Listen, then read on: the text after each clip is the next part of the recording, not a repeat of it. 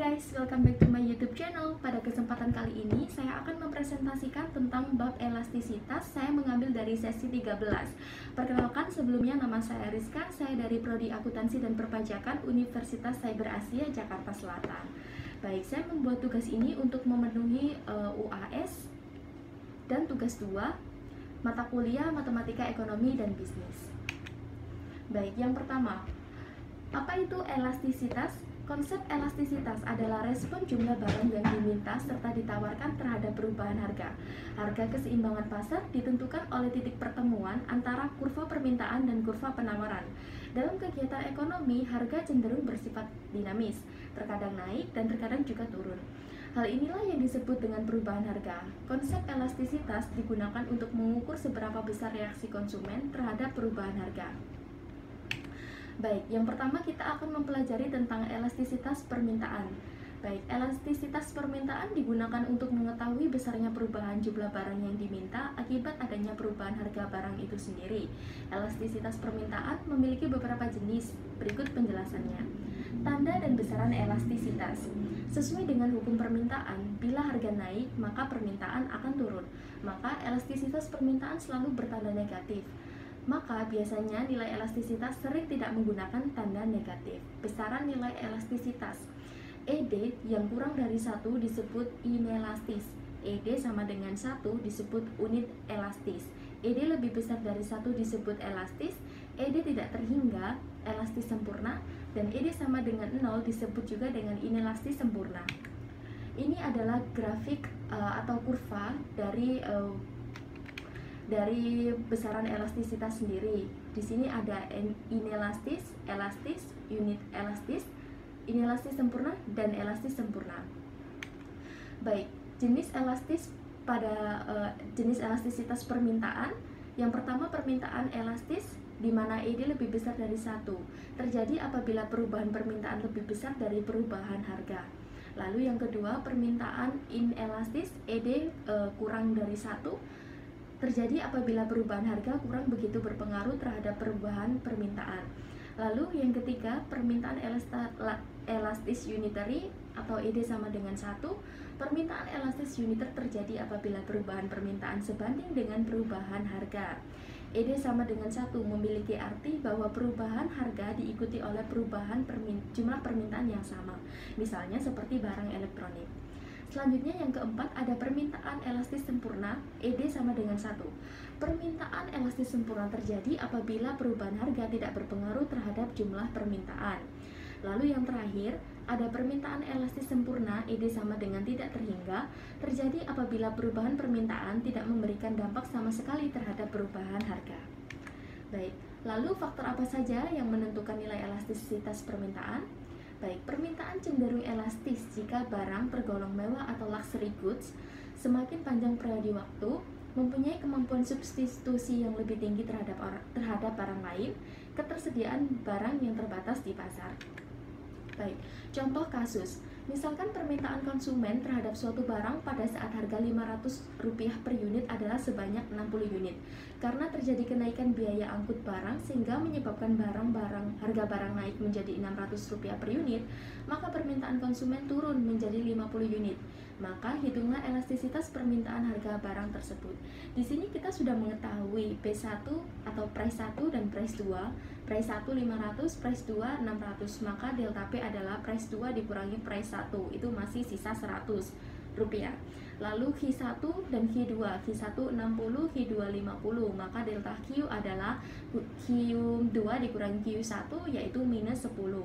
Maka kita masukkan rumus elastisitas, persentase delta Q dibagi persentase delta P ditemukan negatif 1,2. Karena nilai elastisitas kurang dari 1, maka permintaan bersifat elastis. Baik, selanjutnya yang kedua kita akan belajar tentang elastisitas penawaran. Digunakan untuk mengetahui besarnya perubahan jumlah barang yang ditawarkan akibat adanya perubahan harga barang tersebut. Elastisitas penawaran memiliki beberapa jenis, yaitu berikut penjelasannya. Elastisitas harga penawaran atau price elasticity of supply. Presentasi perubahan jumlah barang yang ditawarkan akibat perubahan 1% harganya. Berikut rumusnya.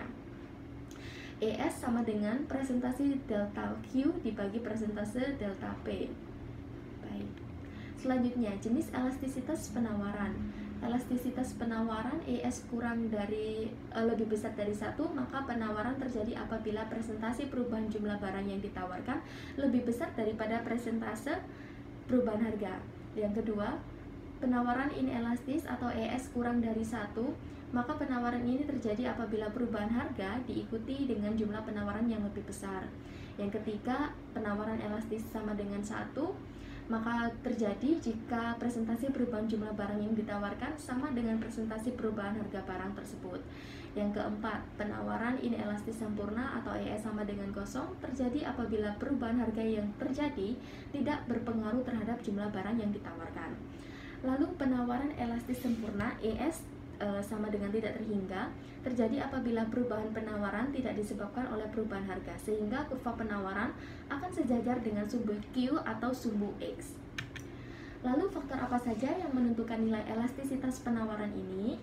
Baik, fleksibilitas atau kemampuan produksi perusahaan untuk merubah jumlah barang yang diproduksi, hasil produksi pertanian dengan barang manufaktur, jangka waktu lebih elastis dalam jangka panjang.